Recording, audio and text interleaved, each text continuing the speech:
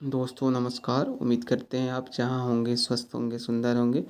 आज हम लोग जानेंगे biography of honourable president of India Ramnath Kovind. दोस्तों, वैसे तो रामनाथ कोविंद जी का जन्म एक बहुत ही गरीब परिवार में हुआ, लेकिन आज इन्होंने अपनी देशभक्ति और संघर्ष के बल पर हमारे देश का सबसे ऊंचा पद यानी राष्ट्रपति के पद को हासिल कर लिया है। बचपन में एक मिट्टी के घर में रहने से आज राष्ट्रपति भवन में रहने तक का सफर बहुत ही संघर्ष भरा और प्रेरणादायक रहा है। दोस्तों, आज मैं आपको इस वीडियो में रामनाथ कोविंद जी की जिंदगी का पूरा सफर बताऊंगा। रामनाथ कोविंद जी का जन्म 1 अक्टूबर 1945 को उत्तर प्रदेश के पौरक गांव में एक दलित परिवार में हुआ था। उस समय इनका परिवार बहुत गरीब था और ये मिट्टी के कच्चे घर में रहते थे। रामनाथ अपने बहन भाइयों में सबसे छोटे हैं। उनके माता पिता एक छोटी सी दुकान चलाते थे। जब कोविंद सिर्फ 5 साल के थे तभी उनके गांव में आग लग गई थी और उनकी माँ भी उसी आग में मारी गई। इस हादसे ने 5 साल के रामनाथ को बहुत दुखी किया।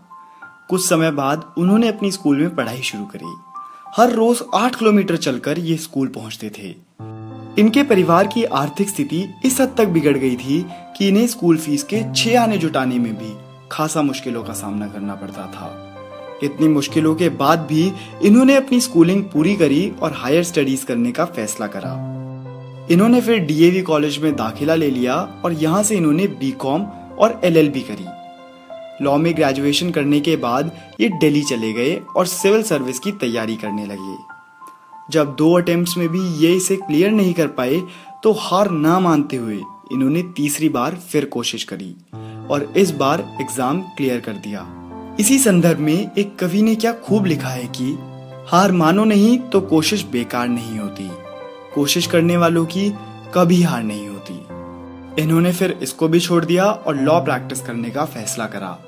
1971 में काउंसिल ऑफ दिल्ली ने कोविंद को एक एडवोकेट के रूप में चुन लिया। फिर 1974 में इन्होंने सविता नाम की एक लड़की से शादी कर ली। इसके बाद ये 1977 से 1989 तक एक सेंट्रल गवर्नमेंट एडवोकेट रहे और इसी दौरान 1977 से 1978 तक 1 साल के लिए प्राइम मिनिस्टर ऑफ इंडिया के पर्सनल असिस्टेंट भी रहे।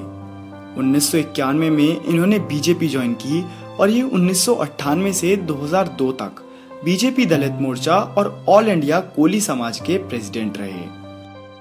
फिर इन्हें राज्यसभा एमपी के लिए यूपी से चुना गया। ये पूरे 12 सालों तक मेंबर ऑफ पार्लियामेंट रहे। इन्होंने हमेशा अपना ध्यान पिछड़े हुए इलाके की एजुकेशन को बेहतर करने में लगाया, क्योंकि ये खुद ऐसी ही परिस्थितियों से निकल कर आए थे। इन्होंने उत्तर प्रदेश और उत्तराखंड में बहुत सारे स्कूलों का निर्माण करवाया। फिर आया 8 अगस्त 2015 का समय, जब प्रेसिडेंट ऑफ इंडिया ने कोविंद को गवर्नर ऑफ बिहार बना दिया।